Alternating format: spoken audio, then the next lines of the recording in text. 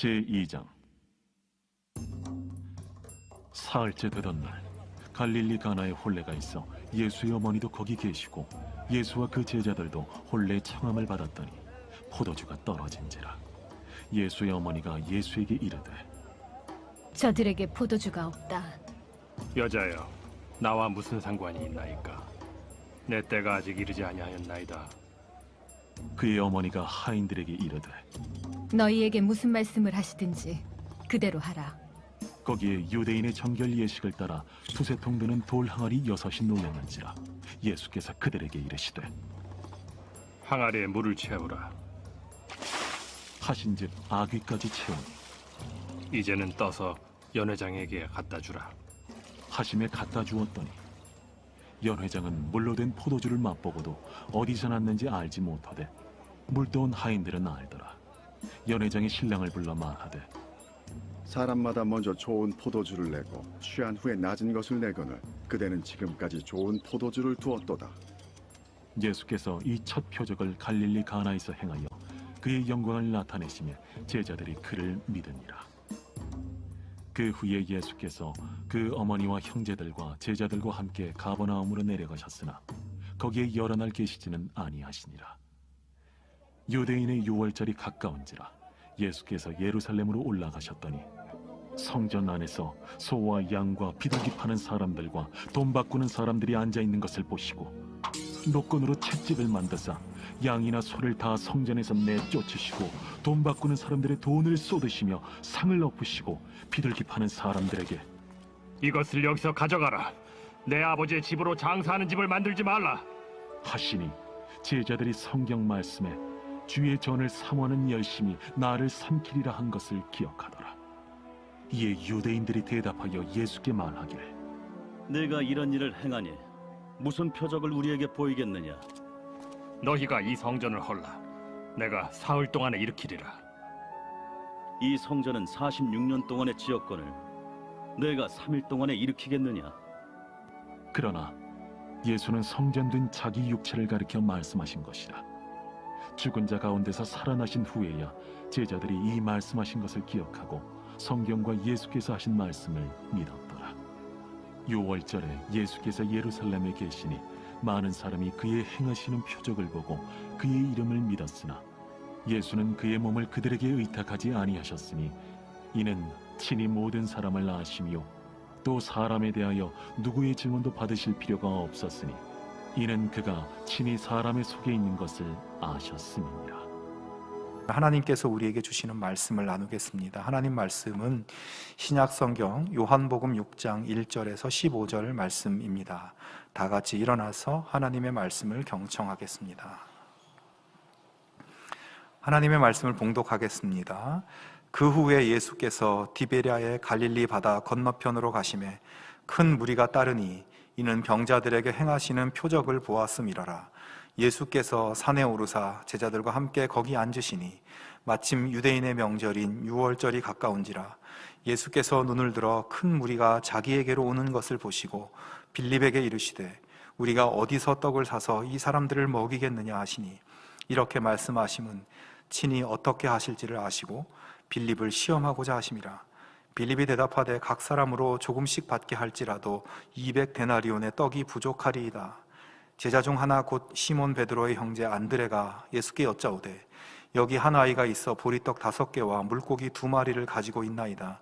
그러나 그것이 이 많은 사람에게 얼마나 되겠사옵나이까?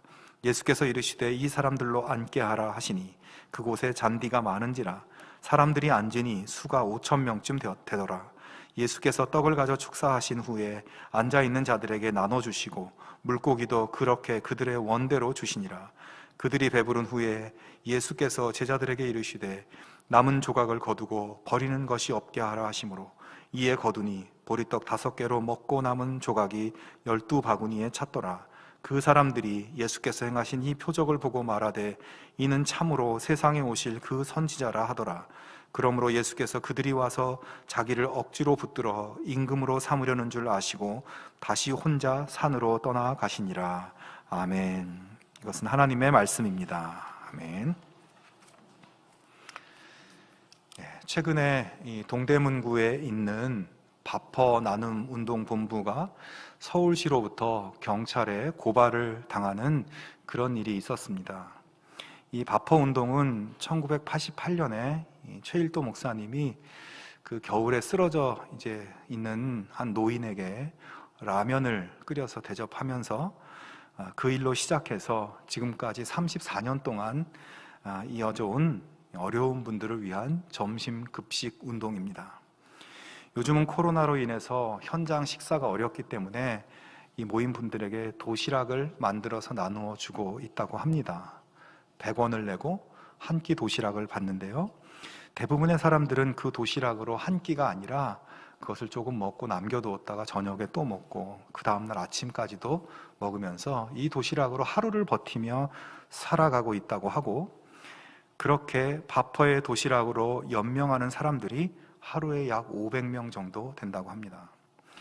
그런데 지난 6월부터 이 운동본부의 급식실을 조금 늘리기 위해서 증축을 시작하게 되었고, 서울시에서는 시 소유지에 무단으로 증축하는 것이 건축법 위반이라고 경찰에 고발을 한 것입니다. 저는 그런 기사와 보도를 보면서 앞으로 이 일이 어떻게 될까 걱정을 했는데, 지금은 뭐 그 이후에 보니까 바퍼와 서울시가 서로 협의를 해서 이 증축한 건물을 서울시에 기부 체납을 한 뒤에 이 건물을 사용할 수 있도록 그렇게 원만히 해결되어 가고 있다고 합니다. 이렇게 서로 해결할 수 있는 방법이 있는데 왜 고발을 하기 전에 신중하게 좀 협의를 하고 같이 논의를 했으면 좋지 않았을까 하는 그런 생각도 들고, 그리고 서울시나 정부의 손길이 닿지 않는 어려운 사람들을 정말 현장에서 구체적으로 먹이고 보살피는 일을 하고 있는 이런 단체나 일들을 도와주고 지원해 주지는 못할 망정 이것을 건축법 위반이라고 하면서 고발을 하게 된 그런 경위가 무엇일까 하는 그런 의문이 생겼습니다. 여러 기사들을 뒤져보고 그런 기사들을 읽어보고 해보니까 문제의 발단은 바퍼 운동본부 주변에 살고 있는 주민들의 민원 제기였던 것으로 보입니다. 주민들은 바퍼로 인해서 몰려드는 노숙인들과 또 그들의 길게 늘어선 줄로 인해서 여러 가지 불편을 호소하면서, 그리고 더 중요한 것은 이 바퍼 때문에 그 길 건너편 아파트보다 훨씬 자기들 집값이 떨어지고 있다, 하락하고 있다, 이런 피해 때문에 이 바퍼가 증축하는 것을 반대하고, 또 보니까 무단 증축을 하니까 이것을 민원 제기를 한 것입니다. 그리고 지금까지도 증축을 반대하고 이 바퍼를 이전시켜 달라는 민원이 400건이 넘게 계속되고 있다고 합니다. 한편으로는 이런 주민들의 민원도 시나 구에서 가볍게 넘길 사항은 아닌 것 같고, 또 어려운 사람들을 돌보는 일들도 꼭 해야 될 중요한 일인데, 앞으로 이 근본적인 문제에 대한 좋은 해법이 마련돼서 잘 해결될 수 있으면 좋겠다는 생각이 듭니다. 근데 참 어려운 일인 것 같아요.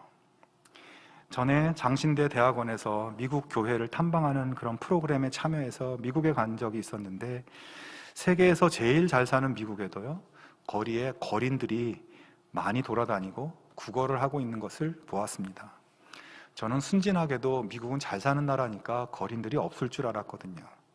그래서 사실 그 당시에 굉장히 놀랐었는데, 그때 든 생각이 세상이 아무리 발전하고 경제적으로 아무리 윤택해지고 또 사람들이 전보다 훨씬 더 잘 살게 되었어도 여전히 한 끼 식사를 해결하지 못하는 그 가난의 문제는 해결할 수 없는 것인가? 어떤 경제 구조나 어떤 복지 정책으로도 그 누구도 해결할 수 없는 불가능한 일일까 하는 그런 답답한 마음도 조금 들었습니다.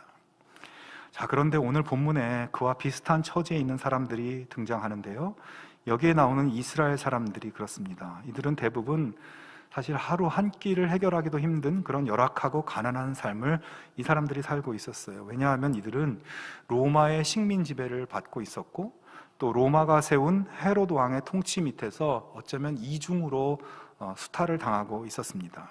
그리고 종교 지도자들마저 권력에 편승해서 자기 이익만 챙길 뿐 백성들을 진정으로 위로하고 그들에게 희망을 주지 못하고 있었습니다. 당시의 사람들은 육적으로, 영적으로 정말 피폐한 삶을 살고 있었던 것입니다. 자, 그런 사람들 앞에 예수님이 드디어 나타나셨어요. 오늘의 본문에 나타난 예수님은 갈릴리 호수의 동쪽 지역에서 많은 병자들을 고쳐주시고 하나님 나라 복음도 가르쳐주시고, 그래서 그날도 수많은 군중들이 몰려서 하루 종일 예수님 곁에 있었습니다. 그러다가 오후가 되고 이제 점점 날이 저물어 가게 되자 제자들은 예수님께, 예수님 이제 이 사람들을 해산시켜야 되겠습니다, 이렇게 제안을 합니다. 하지만 예수님은 제자들의 제안에 대해서 아주 뜻밖의 이야기를 하십니다. 5절의 말씀에 보면 우리가 어디서 떡을 사서 이 사람들을 먹이겠느냐, 우리가 어디서 떡을 사서 이 사람들을 먹이겠느냐, 이 말씀 속에 지금 예수님이 아주 황당한 생각을 하고 계신 것을 알 수 있습니다. 그러니까 지금 예수님 앞에 모인 2만 명에 가까운 사람들에게, 성경에는 5천 명이지만 이게 성인 남자가 5천 명이어서 한 2만 명 정도는 모였다고 보는데요, 이들에게 예수님은 지금 음식을 만들어 주실, 그러니까 음식을 제공해 주실 생각을 하고 계시는 거예요. 오늘 요한복음에는 안 나오지만 마가복음에 보면 예수님이 이때 어떤 심정이었는지를 말해주고 있는데요, 예수님께서 당시에 이 수많은 사람들을 보시고 목자 없는 양같이 여기시고 그들을 불쌍히 여기셨다라고 이렇게 마가복음에서 기록하고 있습니다. 예수님은 목자 없는 양처럼 그 누구의 돌봄이나 보호나 사랑도 받지 못한 채 살아가는 그들을 보고 너무나 마음이 아프셨던 것입니다. 그래서 그들에게 음식을 주고 먹여야겠다는 생각을 하신 것입니다. 요즘 강아지를 많이 키우잖아요. 그래서 유기견들을 사람들이 불쌍히 여겨서 그 개들을 갖다 키우지 않습니까? 목자 없는 양이 뭐 그런 것이 아닐까, 오늘에 생각해보면 그런 것 같아요. 목자 없는 양처럼 그렇게 떠돌아다니는, 누구의 돌봄도 받지 못하는 그들을 불쌍히 여기셨다. 그래서 그들에게 무엇을 먹여주셔야 되겠다 생각하신 것입니다. 제자들은 그들을 해산시켜서 각자 동네로 돌아가서 각자 음식을 해결하게 하도록 그렇게 해야 된다고 했지만, 솔직히 그들은 음식을 해결할 수 있는 형편이 안 되는 사람들이었습니다. 대부분 하루 벌어서 하루 사는 사람들이기 때문에. 근데 오늘 하루 종일 예수님 옆에 있었어요. 그래서 일을 하지 못했습니다. 그러므로 그냥 하루를 굶어야 되는 형편인 것이에요. 그런 가운데 주님은 빌립이라는 제자에게 내가 이 사람들에게 먹을 것을 좀 주었으면 좋겠는데 어디서 음식을 구할 수 있겠냐고 물어봅니다. 여러분, 예수님의 이 말이 어떻게 생각되십니까? 여러분에게 예수님이 이렇게 질문하시면 뭐라고 대답하시겠습니까? 어떻게 느껴지시겠습니까? 지금 예수님은 이 사람들에게 먹일 음식을 어디서 구할 수가 있겠느냐, 이렇게 묻고 계신데, 사실 어디서 구할 수 있겠는지보다 먼저 확인해야 될 것은 내가 이 사람들에게 음식을 주었으면 좋겠는데 우리 남은 예산이 얼마나 되니? 우리가 가진 돈이 얼마나 있니? 여러분, 이런 걸 물어봐야 되지 않겠어요? 돈이 없는데 어디서 살 것인가? 그게 뭐가 그렇게 중요한 문제입니까? 하지만 예수님은 어디서 살 수 있겠냐 물으십니다. 그러자 빌립이 뭐라고 대답합니까? 7절에 보면 각 사람으로 조금씩 받게 할지라도 200데나리온의 떡이 부족하리이다, 이렇게 대답을 하죠. 어디서? 라고 물어봤는데 예수님 200데나리온쯤 있어야 조금씩 줄 수 있습니다, 이런 대답을 하고 있는 거예요. 빌립은 그러니까 예수님의 틀린 질문에 대해서 정확하게 문제의 초점을 짚어주고 있는 것이죠. 예수님, 주님은 지금 어디서 사면 좋겠냐고 물으셨지만 그게 문제가 아니라 돈이 문제잖아요. 예수님, 지금 여기 모인 이 사람들에게 음식을, 빵을 조금씩만 나눠줘도 200데나리온은 있어야 됩니다. 하지만 우리는 그들에게 먹일 돈이 없지 않습니까? 예수님도 잘 아시잖아요. 여기서 200데나리온은 약 2천만 원 정도 되는 돈이에요. 빌립은 어디서 떡을 구할 수 있겠냐고 하는 질문에 합리적이고 정확한 대답을 예수님께 하고 있는 것이죠. 그러자 옆에 있던 안드레라고 하는 제자가 또 한마디 거들고 있어요. 9절에 보면 여기 한 아이가 있어 보리떡 5개와 물고기 2마리를 가지고 있나이다. 그러나 이것이 이 많은 사람에게 얼마나 되겠사옵나이까. 여러분, 이 말은 안드레가 주님, 우리가 가진 것이라고는 보리떡 5개와 물고기 2마리 뿐입니다 라고 하면서 현재 자신들의 상황을 보고 드리는 것이 아니라 굉장히 냉소적인 뉘앙스로 이야기하고 있는 것이에요. 예수님, 우리에게 있는 것은 보리떡 5개와 물고기 2마리 뿐인데 이걸 가지고 뭘 한단 말입니까? 도대체 이 많은 사람들을 어떻게 먹인단 말입니까? 예수님, 정신 좀 차리세요. 안드레도 빌립처럼 예수님의 의도가 틀렸다고, 불가능하다고 다시 한번 확인시켜 드리고 있습니다. 여러분, 우리는 이 이야기가 어떻게 진행될 것인지 알아서 빌립과 안드레가 참 못됐다 이렇게 생각할 수도 있지만, 이 두 제자의 모습은 어쩌면 아주 솔직하고 현실적인 그런 모습이죠. 예수님, 이 사람들을 불쌍히 여기시는 주님의 마음은 충분히 이해합니다. 하지만 우리는 돈도 없고 가진 것도 없고 할 수 없어요. 그냥 보내야 됩니다 라고 말하고 있는 것입니다.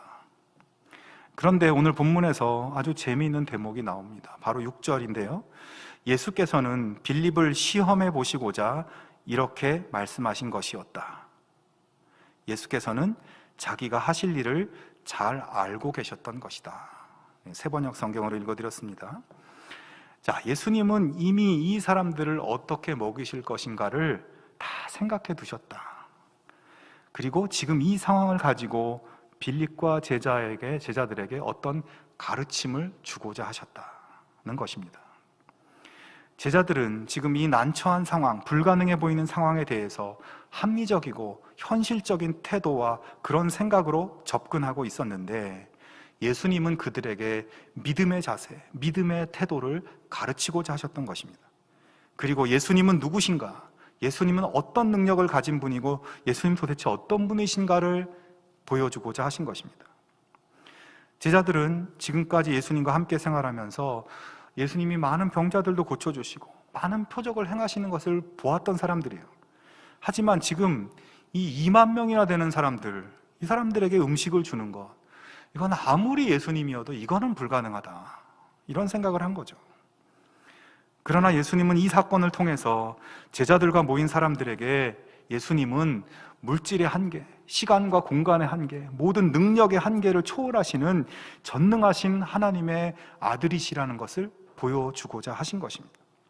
예수님은 200데나리온의 돈이 없어도 그들을 먹이실 수 있는 능력이 있으신 분이십니다. 빌립의 말대로 200데나리온이라는 거금이 있어도 지금 모인 사람들에게 떡을 조금씩밖에 나눠줄 수 없지만, 예수님은 떡 5개와 물고기 2마리만 가지고도 그들이 원하는 대로 모두를 배불리 먹일 수 있는 능력이 있으신 분이십니다.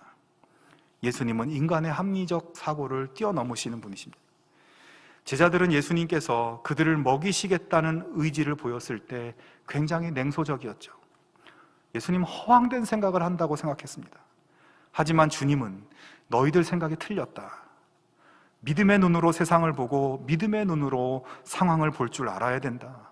하나님이 뜻하시면 능치 못하심이 없다는 것을 믿어라. 나를 믿어라. 말씀하고 계신 것입니다.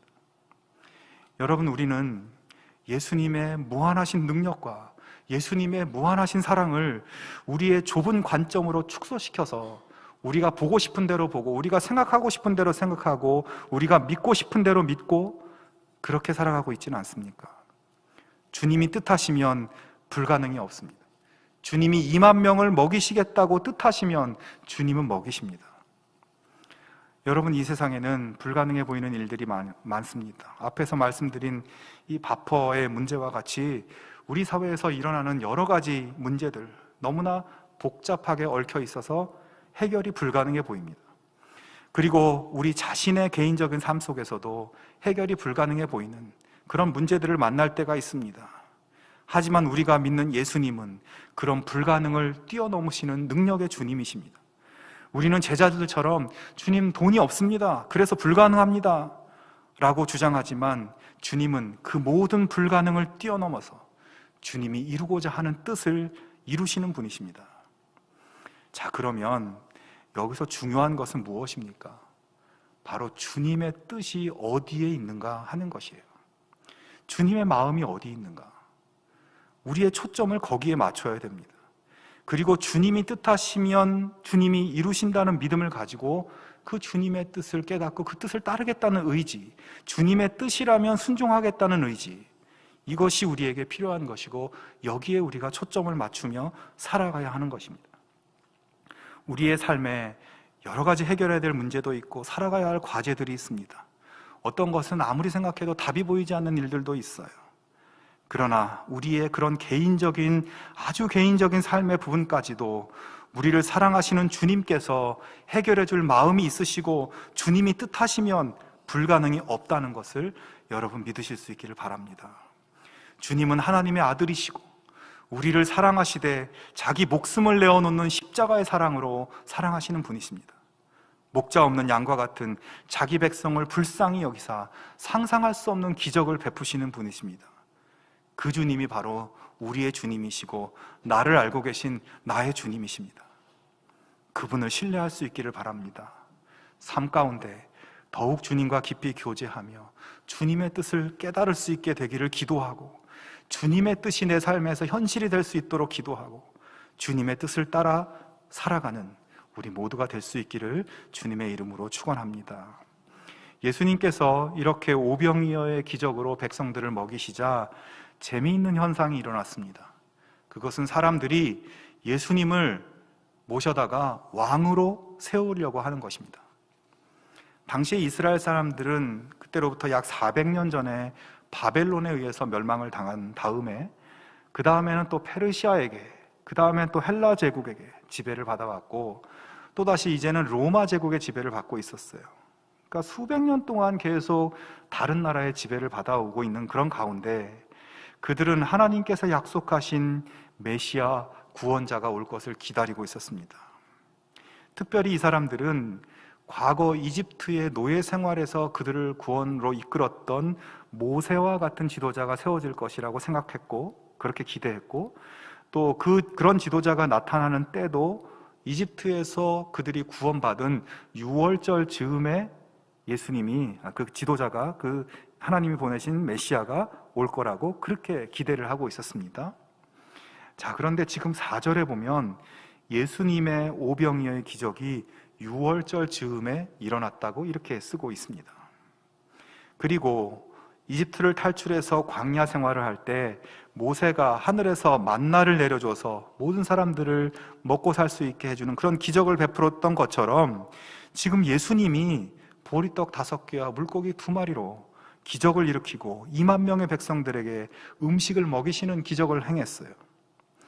가난하고 굶주린 이스라엘 사람들은 예수님께서 그 옛날 모세처럼 먹을 것을 해결해 주시는 것을 보고 그리고 그것이 6월절이 가까운 그 시점에 일어나는 것을 보면서 이분을 왕으로 세워야 되겠다라는 그런 급진적인 생각을 하게 된 것입니다. 요즘 우리가 대통령 선거가 가까이 왔는데 우리에게 얼마나 잘해줄 사람을 뽑겠는가 그런 거죠. 이 놀라운 기적을 경험한 사람들은 그 다음날 곧바로 예수님께 달려왔습니다. 이분을 임금으로 왕으로 세워야 되겠다라고 생각한 사람들이 예수님한테 쫓아왔어요. 그러자 예수님이 말씀하십니다. 26절과 27절을 세번역 성경으로 한번 읽어보겠습니다. 예수님 하신 말씀이에요. 내가 진정으로 진정으로 너희에게 말한다. 너희가 나를 찾는 것은 표징을 보았기 때문이 아니라 빵을 먹고 배가 불렀기 때문이다. 너희는 썩어 없어질 양식을 얻으려고 일하지 말고 영생에 이르도록 남아있을 양식을 얻으려고 일하여라. 이 양식은 인자가 너희에게 줄 것이다. 아버지 하나님께서 인자를 인정하셨기 때문이다. 자, 자기를 찾아온 사람들에게 예수님은 너희들은 내가 먹을 것을 주고 배부르게 해주니까 그것 때문에 날 찾아왔구나. 그런 세상의 양식은 다 썩어 없어지는 것들이다. 그것보다 더 중요한 게 있어. 바로 영원한 생명을 주는 양식이다. 이 영원한 생명을 주는 양식을 얻기 위해서 살아야 된다. 그리고 그 영생의 양식은 내가 너희들에게 줄 것이다 라고 말씀하고 있습니다. 여러분, 그러니까 오병이어의 기적은 단순히 예수님께서 이 기적의 음식으로 불쌍한 사람들을 먹이시는 이런 능력이 있다, 이것을 보여주는 것을 넘어서서 예수님은 사람들에게 영생을 주는 양식, 영원한 생명을 주는 분이심을 가르쳐주기 위해서 이 기적을 행하고 있는 것이에요. 오병이어 기적의 근본적인 뜻과 이유가 거기에 있었던 것입니다. 물론 예수님께서 그들의 먹고 사는 문제를 해결해 주실 충분한 능력을 가지고 계신 분입니다. 하지만 그것보다 더 중요한 것, 그것보다 더 관심을 가져야 할 것, 그것은 영원한 생명을 어떻게 얻을 것인가, 이 부분이라는 것이죠.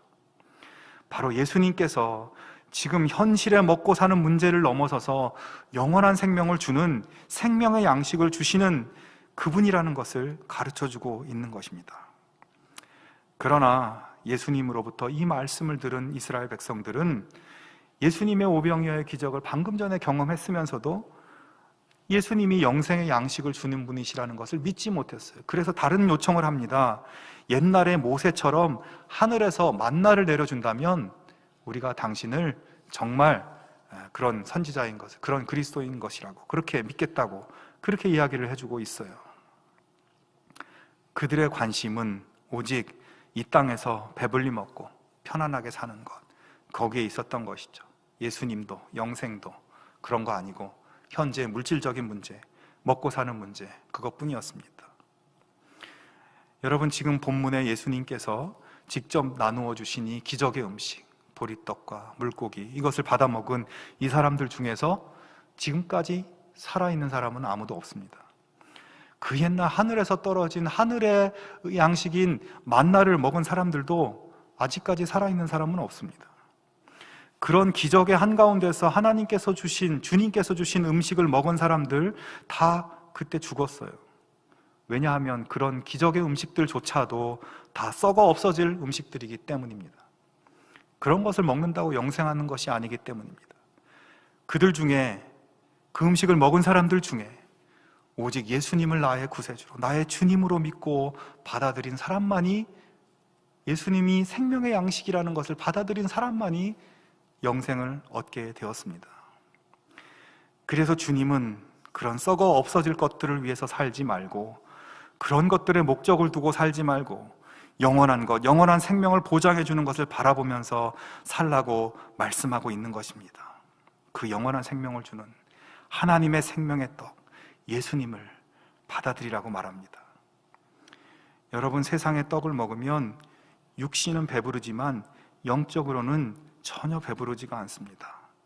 어제 어떤 기사를 보니까 우리나라 최고 호텔 신라 호텔의 저녁 뷔페가 12만 원에서 15만 원으로 올랐답니다. 한 끼 식사가 15만 원이에요. 4명이 먹는 게 아니라 한 사람 분이 15만 원이라는 거예요. 별로 놀라시지도 않으시네. 원래 그런 거 많이 드시고 사시나. 여러분, 15만 원짜리 밥을 먹으면 우리가 잠깐은 기분이 뭐 좋을 수 있겠죠. 근데 그것이 우리의 영생에 무슨 영향을 끼칩니까? 세상의 떡은 뱃속에 들어왔다가 몸 밖으로 나가서 없어져 버릴 뿐입니다. 우리의 영생에 아무런 영향을 끼치지 못합니다. 우리의 이 육신도, 이 세상의 모든 물질도 언젠가 다 사라질 것들, 썩어 없어질 것들 뿐입니다. 우리가 가진 돈도, 우리가 가진 힘과 명예도 다 없어지는 것이죠. 어디에 초점을 맞추고 살아야 될까? 계속 썩어 없어질 것에 초점을 두고 살아가야 하겠습니까? 세상의 떡을 아무리 먹어도, 세상의 물질을 아무리 모아도, 세상에서 아무리 성공해도 그것이 우리의 영혼을 배불릴 수 없고 우리의 영생을 담보할 수 없습니다. 예수님이라고 하는 이 생명의 떡, 영혼의 양식을 받아들이시기 바랍니다. 오늘 우리는 무엇 때문에 신앙생활하고 있습니까? 왜 예수 믿습니까? 우리의 신앙의 동기가 무엇입니까? 기도하는 이유, 예배하는 이유가 무엇입니까? 우리가 이 세상에서 더 잘되고, 더 성공하고, 더 많은 돈 벌고, 더 좋은 직장 다니고, 더 좋은 집에 살면서, 더 좋은 차를 타고, 더 좋은 곳을 여행하고, 더 나아지기 위해서 우리는 신앙생활합니까?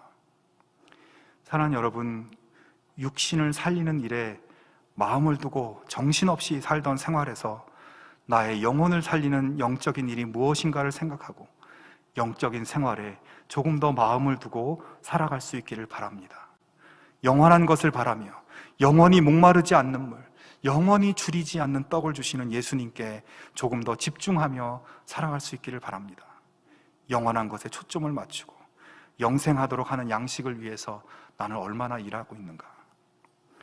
우리를 사랑하시는 주님은 우리가 이 물질 세계에 살면서 어떤 형편으로, 어떤 마음으로, 무엇을 고심하며 살고 있는지 예수님 알고 계십니다. 그리고 주님이 뜻하시면 그 모든 한계와 불가능을 넘어서 우리에게 필요한 것을 제공해 주십니다. 그래서 이 땅에 살면서 우리에게 얽혀있는 문제를 다 주님께 내어놓고 그 주님을 확고히 믿고 우리가 비록 여기 살고 있지만 영적 세계를 추구하며 살아갈 수 있기를 바랍니다. 육적인 것, 썩어 없어질 세계에 살면서 그 세계에 얽매여 사는 것이 아니라 자유롭게 하나님 나라를 누리며 영생을 누리며 살아가는 우리 모두가 되기를 주님의 이름으로 축원합니다. 함께 기도하겠습니다.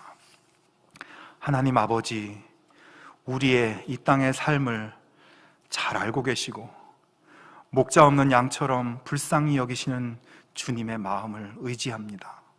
십자가의 사랑으로 우리를 사랑하시는 주님의 사랑을 의지합니다. 오늘을 살기 위해 필요한 은혜를 주님의 뜻 가운데 베풀어 주시옵소서. 주님이 뜻하시면 불가능이 없음을 확신합니다.